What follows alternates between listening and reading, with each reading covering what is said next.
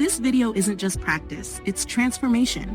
You'll face the most tested NCLEX question types: SATA, case studies, Gauss calculations, highlight, drag and drop, and more.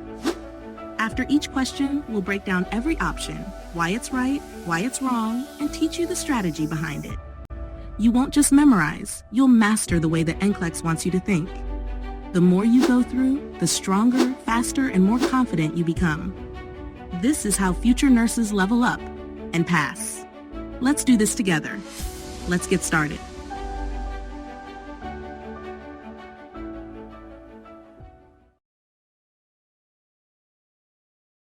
Which of the following statements describe the stages of childbirth?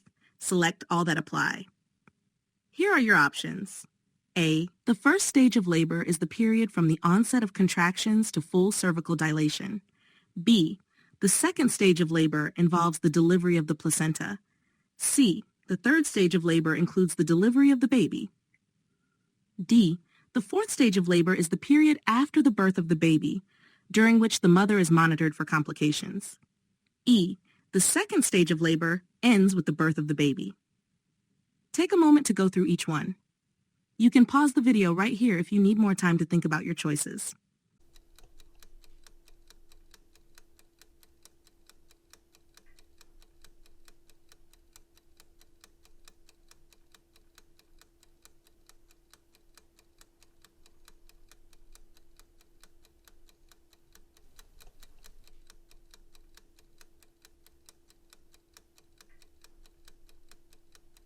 Ready?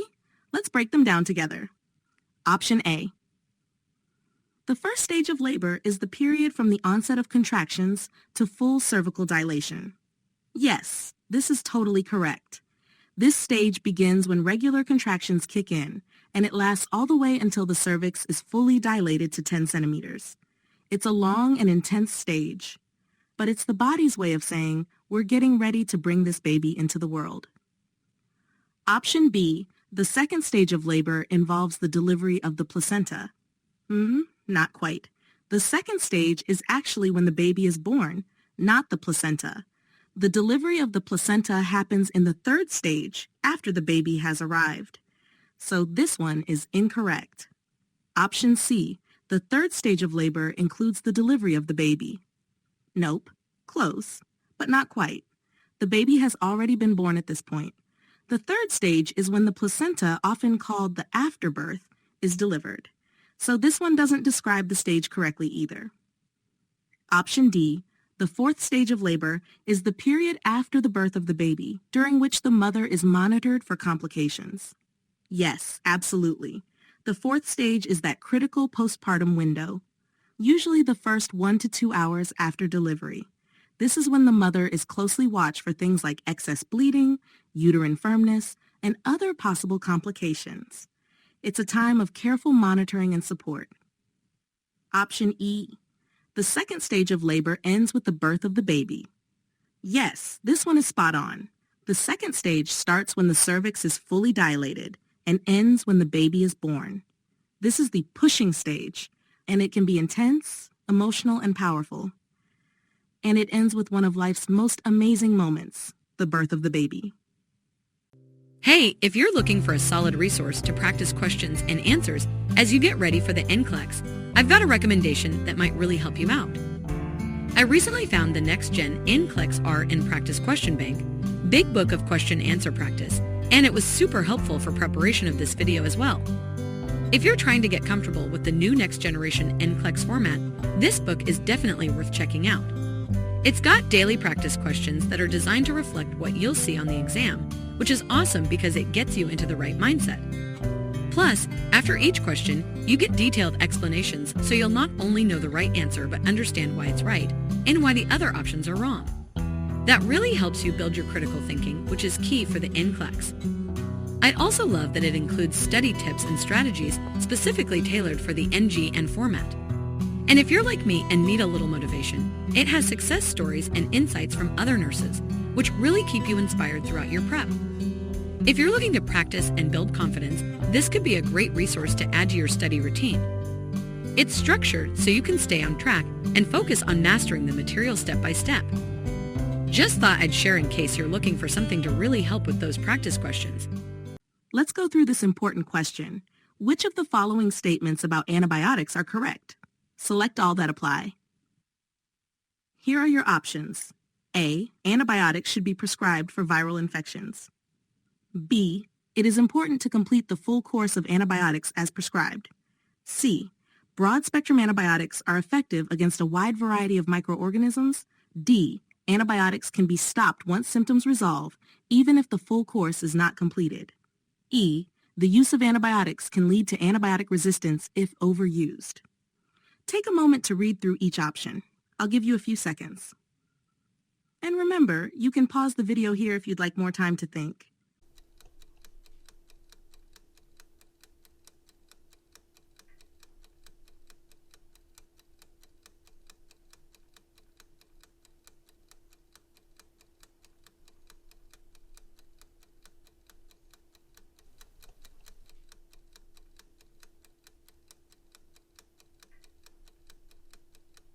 All right, let's talk through them one by one.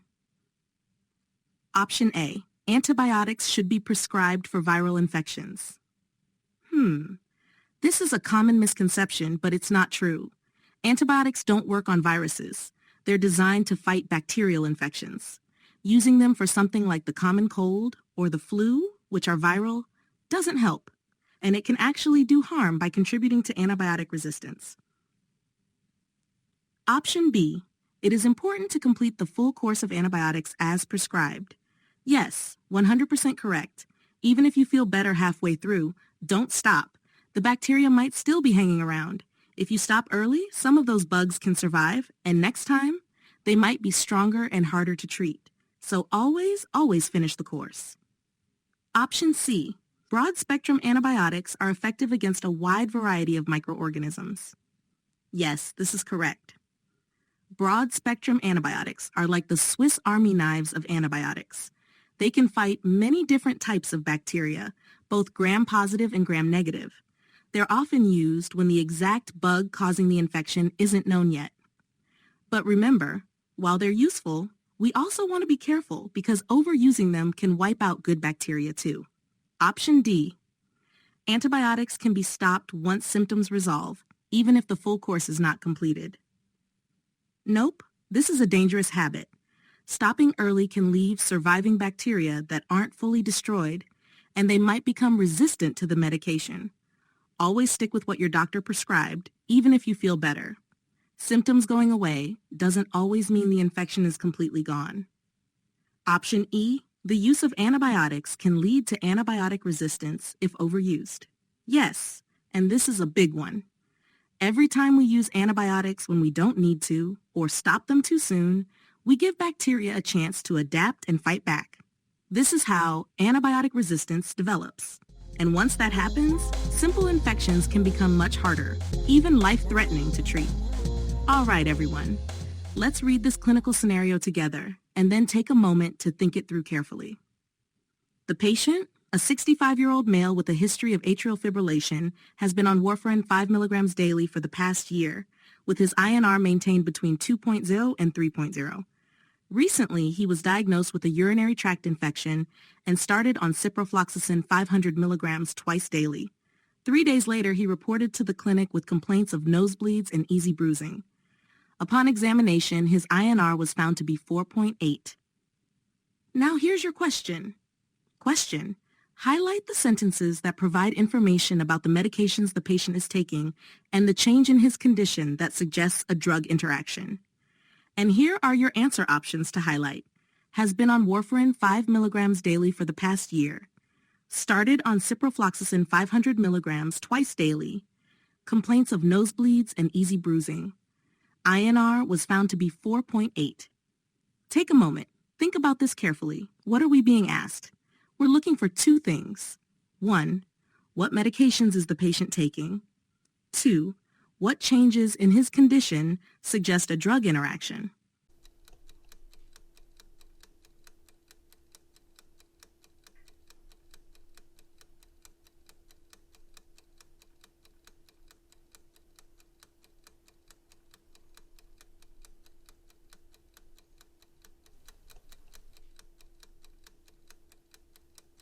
All right, got your thoughts together? Let's go through it together. First highlighted sentence, has been on warfarin 5 milligrams daily for the past year. Yes, that tells us he's been on warfarin, a blood thinner, for quite some time. That's our baseline medication. Second highlighted sentence, started on ciprofloxacin 500 milligrams twice daily. This is key. He's been recently started on ciprofloxacin, an antibiotic, and as we'll see, this might be the trigger for what's coming next. Third highlighted sentence, complaints of nosebleeds and easy bruising. This is where it gets concerning. These are classic signs of increased bleeding. Something's changed, hasn't it? And finally, INR was found to be 4.8. This is critical. His INR used to be controlled between 2.0 and 3.0. Now it's jumped to 4.8? That's way too high. This confirms that the blood is too thin and it's not clotting the way it should. Let's bring it all together now. Here's the full explanation. Warfarin is an anticoagulant. It works by thinning the blood to prevent clots. But here's the thing. Ciprofloxacin can interfere with how warfarin is broken down in the body. It inhibits its metabolism. So what happens? Warfarin levels rise, the INR goes up, and the risk of bleeding increases. That's why we see nosebleeds, bruising, and an INR of 4.8.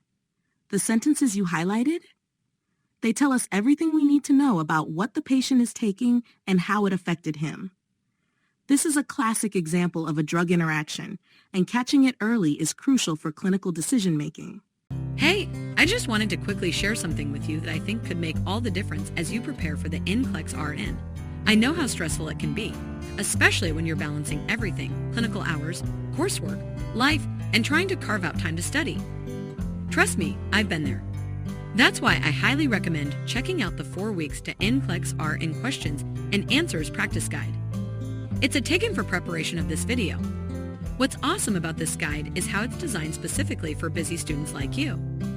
It breaks everything down into manageable weekly goals, so you're not overwhelmed and you know exactly what to focus on each week. The structure is simple but really effective. Week 1 sets you up with foundational strategies and helps you get comfortable with the question formats. Week 2 digs into the core nursing concepts, things like patient safety, prioritization, and critical care.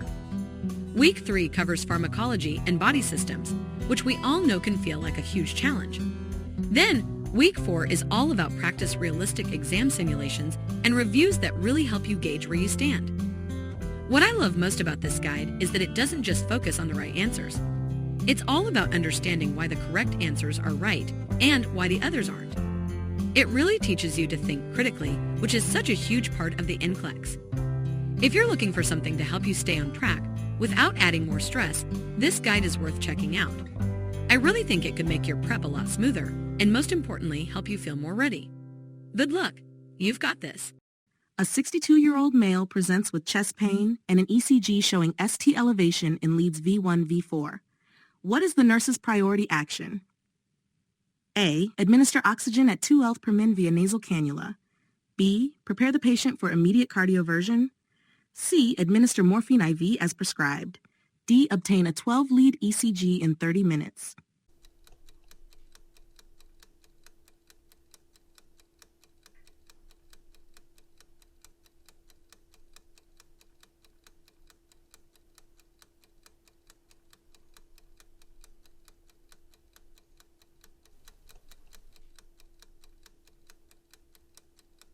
Correct answer, A. Administer oxygen at 2 L a min via nasal cannula. Explanation. All right, class, let's walk through this. ST elevation in 1V4 points acute anterior wall myocardial infarction, MI. This is serious. The heart muscle is starving for oxygen, and time is muscle here. Oxygen at 2 liters minute via nasal cannula helps increase the oxygen supply to the heart and may limit the damage from the infarction. This is why it's our very first priority. B. Cardioversion? That's more for certain abnormal heart rhythms like unstable tachycardia. This isn't one of those cases. C. Morphine? Yes, it can help relieve pain, but oxygen addresses the cause, the lack of oxygen to the heart muscle. D. Waiting 30 minutes for another ECG? Not helpful when we already have the diagnosis and a patient who needs immediate support. Always start by supporting oxygenation in a suspected MI. Imagine you're caring for a 62-year-old female who's just been admitted to the medical unit. She's dealing with atrial fibrillation, a heart condition that causes an irregular heartbeat, and a urinary tract infection, UTI. She's feeling dizzy and experiencing palpitations for the past 2 days. Now that's already concerning, but here's where it gets tricky. She mentions starting a new medication recently, but she can't recall what it is. Meanwhile, her daughter steps in and casually mentions her mother takes an herbal supplement. Now let's go deeper. Here's what we know from her assessment. Her blood pressure is 160, that's on the lower side. Her heart rate is 110 and irregular, which aligns with her atrial fibrillation, but is still elevated. Her breathing is stable at 18 breaths min. Her oxygen level is 95%, and she has a mild fever of 100.4 degrees. Her labs give us more clues. Potassium is 3.2. That's low. Normal is 3.55.0.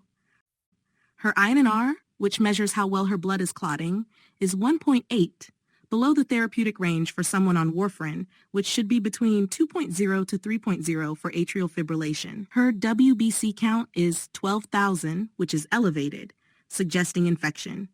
Her creatinine is normal, so her kidney function looks okay.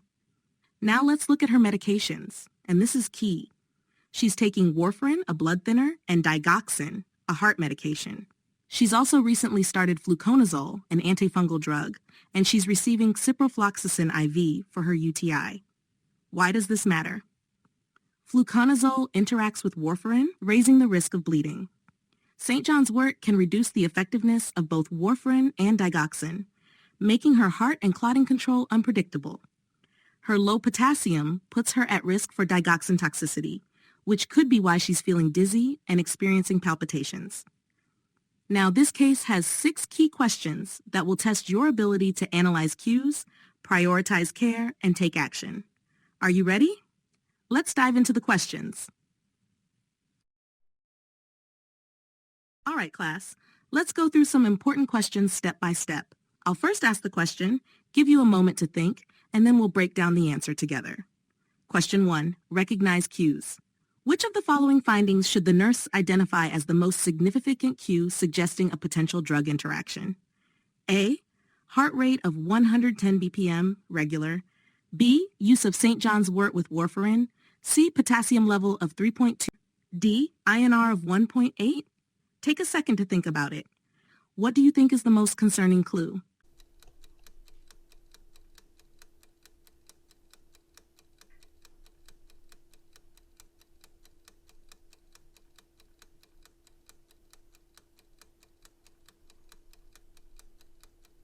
All right, let's talk about it.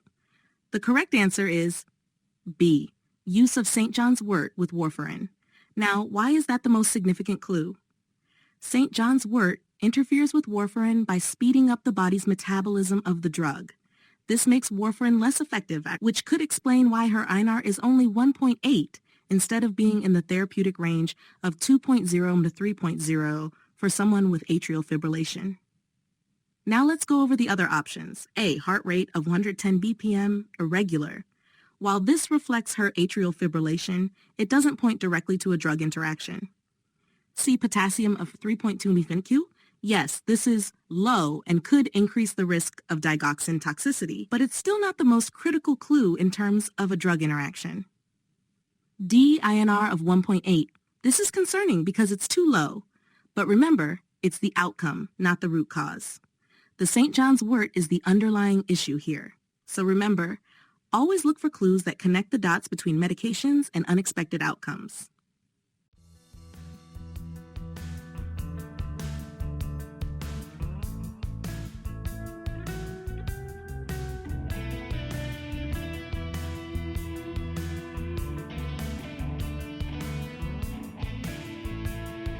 Question 2, analyze cues. Which of the following medications or supplements should the nurse recognize as potentially interacting with the client's current therapy? Select all that apply. A, warfarin. B, digoxin. C, fluconazole. D, St. John's wort. E, ciprofloxacin. Okay, take a moment to identify the right answers.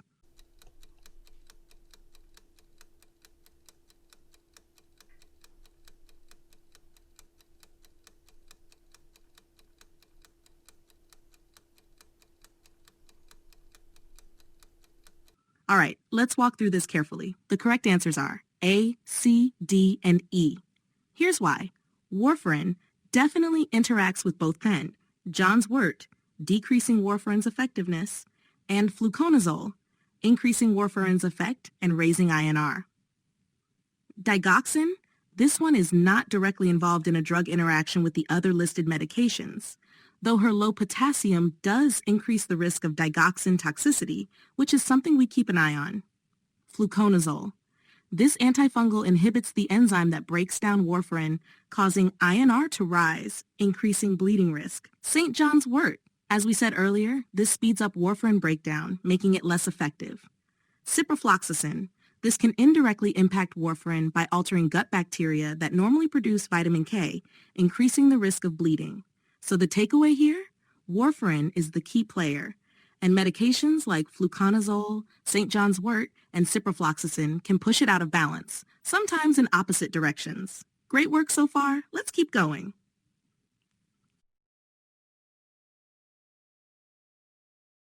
All right, class.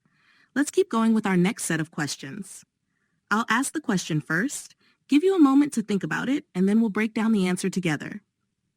Question 3. Prioritize hypotheses. The nurse is considering potential complications from drug interactions. Rank the following from most likely, 1 to least likely, 3. Increased bleeding risk, worsening atrial fibrillation, digoxin toxicity. Take a moment to think about what's most urgent here.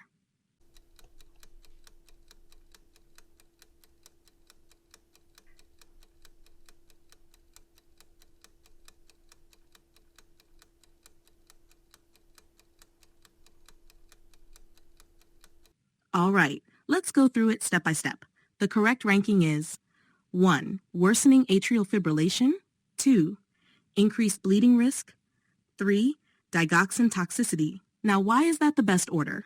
Worsening atrial fibrillation is the most urgent concern. Remember, her INR is 1.8, which is below the therapeutic range for someone with atrial fibrillation. This means her blood isn't thin enough to prevent clots, putting her at risk for stroke or worsening heart rhythm issues. Since her heart rate is 110 BPM, irregular, this tells us her atrial fibrillation isn't well controlled right now, so this takes top priority. Increased bleeding risk comes next. While this isn't the most immediate concern right now, if her stent, John's wort, is stopped and fluconazole and ciprofloxacin keep enhancing warfarin's effect, her INR could spike later, increasing her risk of bleeding. Digoxin toxicity is the least likely here. Yes, her potassium is low, which does raise the risk for digoxin toxicity, but there are no current signs of toxicity, e.g. nausea, vomiting, visual changes, or bradycardia. So in this case, we focus on the most immediate threat, her atrial fibrillation, first. Question 4. Generate solutions. The nurse is preparing to administer medications. Select the most appropriate action to address a potential drug interaction. Hold ciprofloxacin and notify the provider. Administer all medications as ordered. Increase warfarin dose to 7.5 milligrams. Discontinue fluconazole immediately.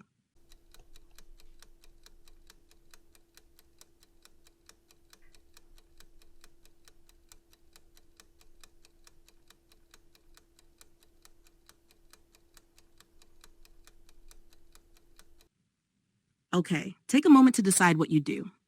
All right, the correct answer is hold ciprofloxacin and notify the provider. Let's break this down. Holding ciprofloxacin is the safest choice right now. Remember, ciprofloxacin enhances warfarin's effect, and combined with fluconazole, which also raises INR, this creates a serious bleeding risk. Since her INR is already borderline low at 1.8, adding ciprofloxacin could cause it to swing dangerously high once St. John's wort is stopped. The provider must be notified to adjust her medications properly. Administering all medications as ordered is incorrect because it ignores the known interactions, which could lead to harm.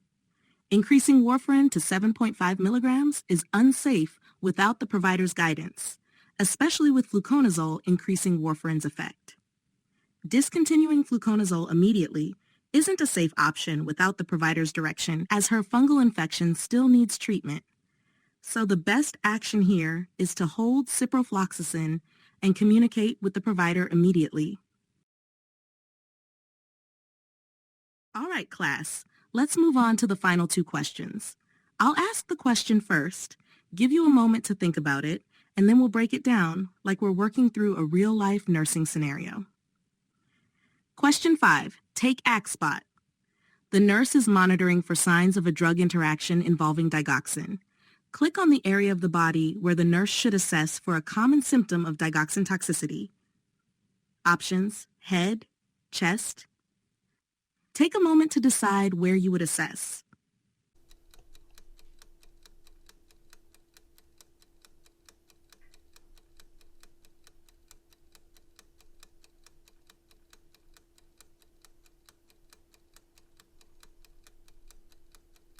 All right, the correct answer is abdomen.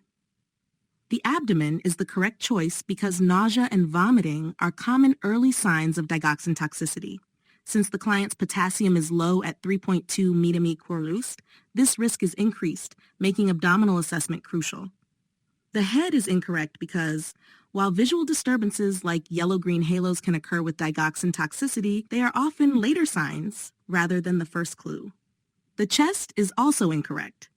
Although bradycardia is a serious symptom of digoxin toxicity, this patient's heart rate is 110 BPM, which is not yet showing signs of bradycardia.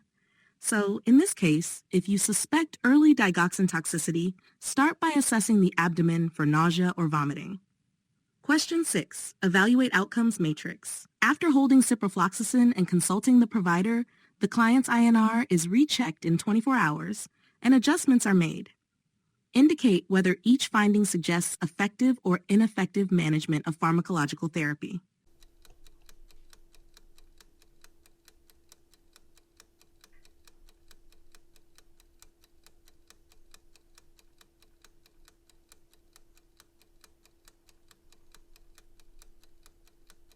All right, let's go through each result carefully. INR increases to 2.5 effective. This is the ideal range for anticoagulation in atrial fibrillation patients. Since her INR was 1.8 before, this improvement shows her anticoagulation therapy is now on track. Heart rate decreases to 90 BPM, effective. Since her heart rate was previously 110 BPM, this reduction shows better rate control for her atrial fibrillation. Client reports no dizziness, effective. The fact that her dizziness has resolved suggests improved blood flow and better overall stability in her cardiovascular system. Potassium remains 3.2, ineffective. This is still too low. Since low potassium increases the risk of digoxin toxicity, this issue hasn't been properly addressed yet. The nurse should expect orders for potassium supplementation to correct this. So, the big takeaway here is, while the client's INR heart rate and dizziness have improved, which is great, that potassium level is still a concern, and correcting it will be crucial to preventing future complications. Great work analyzing this scenario. Remember, understanding the why behind these decisions helps you develop critical thinking, and that's what makes you a strong nurse.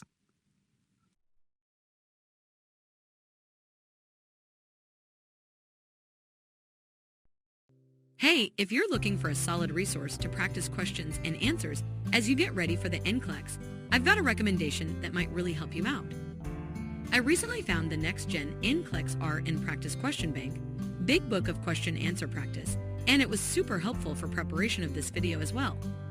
If you're trying to get comfortable with the new next-generation NCLEX format, this book is definitely worth checking out. It's got daily practice questions that are designed to reflect what you'll see on the exam, which is awesome because it gets you into the right mindset. Plus, after each question, you get detailed explanations so you'll not only know the right answer but understand why it's right and why the other options are wrong. That really helps you build your critical thinking, which is key for the NCLEX. I also love that it includes study tips and strategies specifically tailored for the NGN format. And if you're like me and need a little motivation, it has success stories and insights from other nurses, which really keep you inspired throughout your prep. If you're looking to practice and build confidence, this could be a great resource to add to your study routine. It's structured so you can stay on track and focus on mastering the material step by step. Just thought I'd share in case you're looking for something to really help with those practice questions.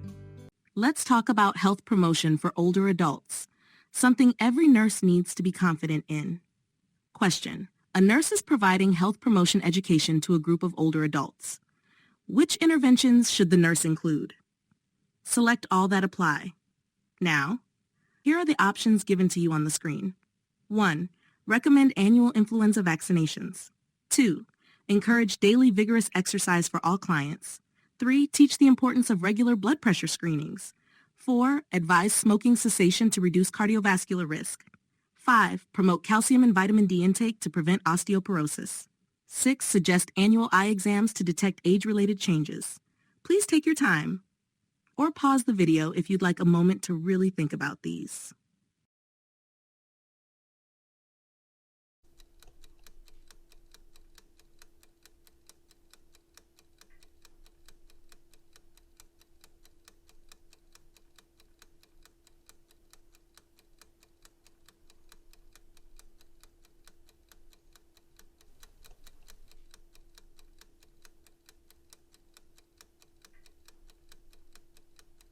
All right, ready?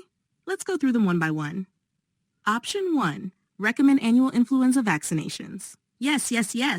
This is a must. Older adults are at higher risk for complications from the flu, so the CDC recommends a yearly flu shot. It's a key piece of preventative care. Option 2. Encourage daily vigorous exercise for all clients. Not quite. While exercise is important, telling all older adults to do vigorous workouts daily? That's too much. Many older adults have chronic conditions, so we should promote moderate activity that's safe and tailored to the individual. Option 3. Teach the importance of regular blood pressure screenings. Absolutely. Hypertension can sneak up silently, so regular BP checks are vital for early detection and management. This is a great health promotion strategy. Option 4. Advise smoking cessation to reduce cardiovascular risk. Yes, again. It's never too late to quit. Stopping smoking helps reduce the risk of heart disease, stroke, and cancer, especially critical for this age group. Option 5. Promote calcium and vitamin D intake to prevent osteoporosis. You bet. As bones become more fragile with age, calcium and vitamin D help maintain bone strength and prevent fractures, a key part of older adult nutrition education. Option 6. Suggest annual eye exams to detect age-related changes. Yes, vision can change gradually, and annual eye exams help catch issues like glaucoma or cataracts early. It's all part of keeping older adults independent and safe. So the correct answers are 1, 3, 4, 5, and 6. Here's the takeaway. Health promotion for older adults should be individualized, evidence-based, and focused on preventing complications. Exercise is important, but it has to be safe. And screenings and vaccines? Those are your frontline tools. Imagine you're a nurse preparing to give medication to a child with an ear infection. Your job is to ensure the correct dose is administered to avoid underdosing, which might not treat the infection, or overdosing, which could cause side effects. Here's the question. A child is prescribed 0.5 grams of amoxicillin for an ear infection. The amoxicillin suspension available is 250 milligrams per 5 milliliters. How many milliliters should the nurse administer? Options. A. 5 milliliter. B. 10 milliliter. C. 15 milliliter. D. 20 milliliters. Before looking at the answer, take a moment to consider how you would approach this question. How do you convert grams to milligrams? How do you determine how many milliliters contain the prescribed dose? Take a few seconds to think.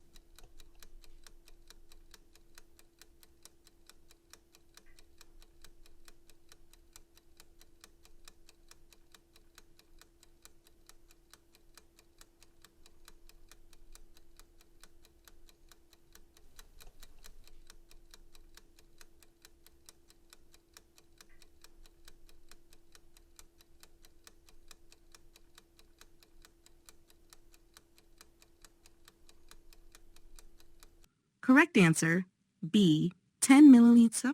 Now let's break it down step by step. Step 1. Convert grams to milligrams.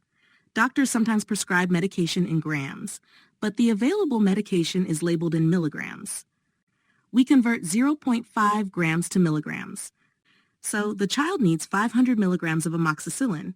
Step 2, use the given concentration. We are given that the amoxicillin suspension has 250 milligrams per 5 milliliters. This means 250 equals 5 milli. We need to figure out how many milliliter will provide 500 milligrams. Step 3, set up the proportion. Since 250 milligrams is in 5 milliliters, we calculate how many milliliter contain 500 milligrams. Step 4, check the options. A, 5 milliliters, contains 250 milligrams, which is only half of the needed dose. B, 10 milliliters, contains 500 milligrams, which matches the prescribed dose. C, 15 milliliters, contains 750 milligrams, which is too much. D, 20 milliliter, contains 1,000 milligrams, which is double the needed dose. Thus, the correct answer is B, 10 milliliter. Why is this important in real life? When giving liquid medications to children, accuracy is critical because their bodies are more sensitive to medication errors. If you give too little, the infection may not be treated. If you give too much, it could lead to side effects like stomach upset or allergic reactions. As a nurse, always double-check your conversions. Measure liquid medications carefully using a syringe or measuring cup. Confirm the prescribed dose before administering. Great job thinking through this. Hey, I just wanted to quickly share something with you that I think could make all the difference as you prepare for the NCLEX RN. I know how stressful it can be, especially when you're balancing everything, clinical hours, coursework, life, and trying to carve out time to study. Trust me, I've been there. That's why I highly recommend checking out the 4 weeks to NCLEX RN questions and answers practice guide. It's a taken for preparation of this video. What's awesome about this guide is how it's designed specifically for busy students like you. It breaks everything down into manageable weekly goals, so you're not overwhelmed and you know exactly what to focus on each week. The structure is simple but really effective. Week 1 sets you up with foundational strategies and helps you get comfortable with the question formats. Week 2 digs into the core nursing concepts, things like patient safety, prioritization, and critical care. Week 3 covers pharmacology and body systems, which we all know can feel like a huge challenge. Then, Week 4 is all about practice realistic exam simulations and reviews that really help you gauge where you stand. What I love most about this guide is that it doesn't just focus on the right answers. It's all about understanding why the correct answers are right and why the others aren't. It really teaches you to think critically, which is such a huge part of the NCLEX. If you're looking for something to help you stay on track without adding more stress, this guide is worth checking out. I really think it could make your prep a lot smoother and most importantly, help you feel more ready. Good luck. You've got this. Scenario. A nurse is managing care on a medical surgical unit with a team that includes a registered nurse, RN, a licensed practical nurse, LPN, and an unlicensed assistive personnel, UAP. The patient assignments are as follows. A 60-year-old male post-appendectomy needing vital signs checked. A 45-year-old female with diabetes requiring insulin administration. A 70-year-old male with pneumonia needing an initial respiratory assessment. Question. Based on the scope of practice, the nurse delegates tasks as follows. Checking vital signs, administering insulin to the LPN, performing the initial respiratory assessment to the RN.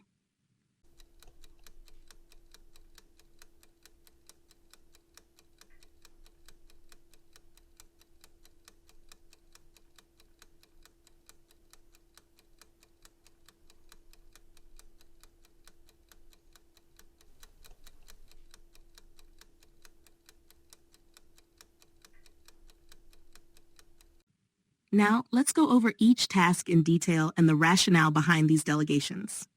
1. Checking vital signs. UAP checking vital signs is a routine, non-invasive task that does not require clinical judgment. This task falls within the scope of practice of the UAP, as it involves monitoring basic vital statistics, e.g. blood pressure, temperature, pulse, and reporting findings. Since this is a straightforward task that doesn't require further interpretation, the UAP is the appropriate person for this job. Administering insulin. The LPN can administer insulin, as LPNs are authorized to give medications, except IV push in some states, under the supervision of an RN. Administering insulin in this scenario is a stable, predictable procedure, and falls within the LPN scope. This task requires accuracy, but does not require the complex critical thinking that an RN would need for more advanced tasks, so the LPN is the right choice here. 3. Performing the initial respiratory assessment. RN. The initial respiratory assessment requires the RN's expertise in assessing breath sounds, oxygen saturation, and overall respiratory status. This involves critical thinking, the ability to interpret findings, and decision-making about interventions. Given that this patient has pneumonia, an initial assessment requires the RN's skills to make a comprehensive evaluation and determine the necessary interventions. Let's now look at the other options and why they are not delegated to these roles. Changing a sterile dressing. Typically, changing a sterile dressing falls within the scope of the RN due to the infection control risks and the need for assessing the wound's condition. Although LPNs may change dressings in some situations, complex or high-risk wounds are usually managed by an RN. Teaching a new medication regimen. Patient education, especially when it comes to a new medication regimen, is generally within the RN's scope. RNs have the clinical judgment and expertise to educate patients on medication effects, potential side effects, and any necessary lifestyle adjustments. Collecting a sputum sample. Collecting a sputum sample could be performed by either a UAP or LPN, but this task is not as prioritized in this scenario. Since the patient is more in need of an initial respiratory assessment, collecting a sputum sample isn't the primary task for delegation in this case. Monitoring a patient on telemetry. Telemetry monitoring requires the RN's expertise because it involves interpreting data and making clinical decisions based on heart rhythms, which requires clinical judgment. While an LPN or UAP might help with basic observations, telemetry monitoring is best done by the RN. In summary, for this scenario, the nurse should delegate as follows: UAP checking vital signs, LPN administering insulin, RN performing the initial respiratory assessment. These tasks align with each team member's scope of practice, ensuring that the patient's care is managed effectively while following proper delegation guidelines. All right, let's go through this step by step, just like a teacher guiding you in a real-world nursing scenario. Imagine you're working in a hospital and you need to set up an IV infusion for a patient.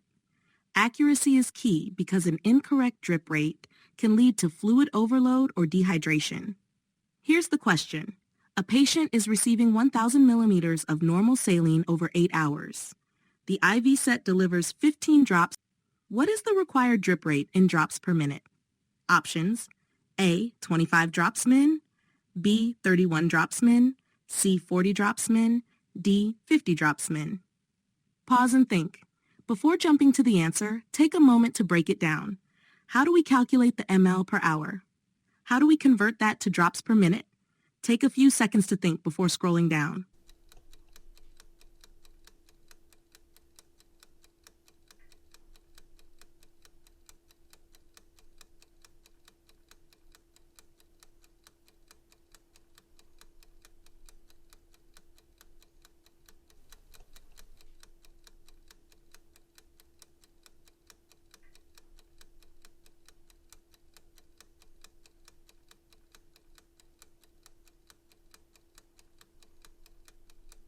Correct answer, B, 31 drops min. Let's walk through this in a simple way. We need to give 1,000 milliliters of fluid over 8 hours, and we're figuring out how many drops per minute that would be. 1. First, we change 8 hours into minutes, since drip rates are measured per minute. 8 times 60 equals 480 minutes. 2. Now we find out how many milliliters per minute the patient will get. 1,000 divided by 480 equals 2.08 milliliters per minute. 3. The IV set delivers 15 drops for every 1 milliliter, so we multiply. 2.0815 equals 31.25 drops per minute. 4. We can't count part of a drop, so we round that to the nearest whole number. That gives us 31 drops per minute. And that's your drip rate. Step 4, check the options. A, 25 drops min, less than the calculated rate, which could result in underdelivery of fluids. B, 31 drops min, matches our calculation, making it the correct answer. C, 40 drops min, too high, which could cause fluid overload. D. 50 drops min, much higher than needed, which is unsafe. Thus, the correct answer is B. 31 drops min. Why is this important in real life? When setting up IV fluids, accuracy prevents complications. Too slow, the patient may not receive enough fluids, leading to dehydration or inadequate medication delivery. Too fast, the patient may receive too much fluid, which can cause swelling, high blood pressure, or fluid overload, especially dangerous in heart failure patients. As a nurse, always, double-check your calculations. Use an IV flow chart if needed. Adjust the roller clamp carefully to match the correct drip rate. Final thought. Great job working through this calculation. This type of math is crucial in real-life nursing practice. Let's dive into a question on advocacy and informed consent. Super important stuff, especially for safe and ethical nursing practice. Here's your question. A nurse is preparing a client for a surgical procedure. What is the nurse's best action to advocate for the client's informed consent? Your options are A. Explain the procedure in detail and confirm the client's understanding. B. Ask the client to sign the consent form immediately to avoid delays. C. Tell the client that the physician will explain the risks during surgery. D. Encourage the client to proceed to avoid complications from delaying surgery. Okay, take a moment to think. Which of these really supports the client's rights, autonomy, and understanding?